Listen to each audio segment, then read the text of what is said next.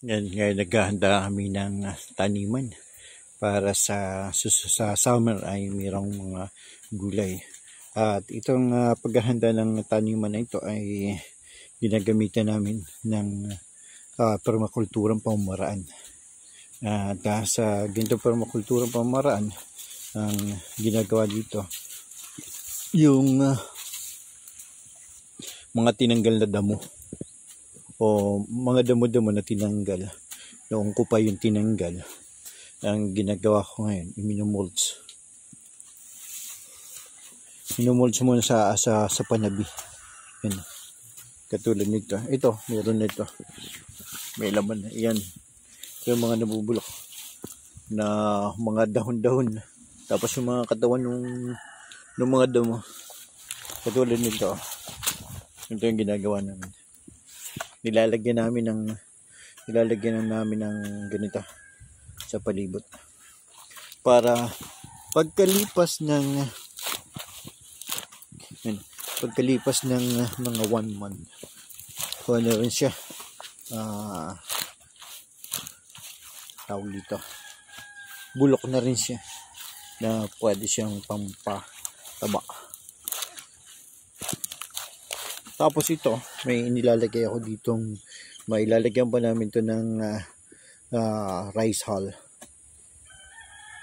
Wala pa lang yung sinunog na rice hull.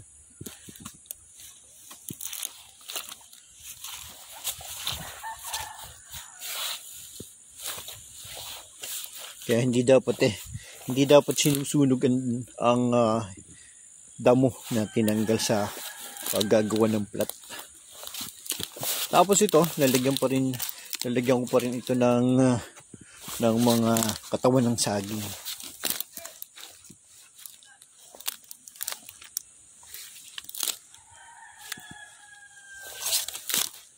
Yan. Mamaya.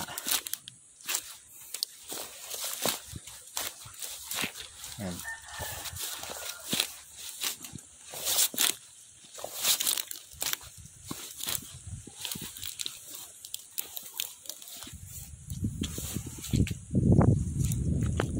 Yan po muna. Ito yung isa na nila. Nakahanda na rin.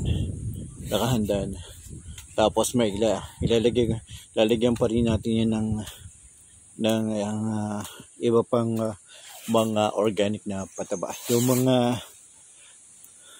mga tae ng kalabaw, ng kabayo, yan, baka lalagay dito.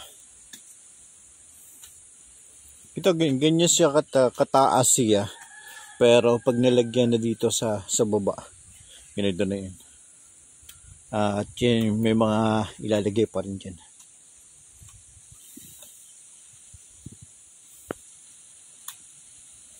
Hindi pa rin kami makapagtanim ngayon ng paspasan, kaya ngayon lang preparation, dahil dito sa bahagi sa lugar na namin ay sobrang ulan. Masyado talagang maulan. Kaya hindi pa rin advisable na magtanim, kasi once na magtanim, natutunaw yung mga gulay. Mapili talaga yung kapitbahay ko. Mapilit. Kukunin ko talaga yun. Extra muna. Ayun o. Kukunin ko muna yung kunin muna natin yung langka. Pero papakita ko muna sa inyo. Yan. Itong sitaw na ito, violet na sitaw yan. Grabe kung bumunga yan. Mga minsan ko ipapakita sa inyo. Dahil mapilit yung kapitbahay ko. Kukunin ko kung anong inaalok. Ganito po kami dito sa amin. Langgit kapag ako'y nandito, yung tuloy-tuloy na. Yan, maraming mga ginagawa, mga activity. At sa mga susunod, makikita ninyo yung mga gawin pa. Yan, pakita ko lang, pasilip lang namin. Ano na pinagda? Oh, yan. Kaya kain yan. Baka hindi. Baka hindi. Nilulumod mo na bago nguyain. Lumudin mo. Yan.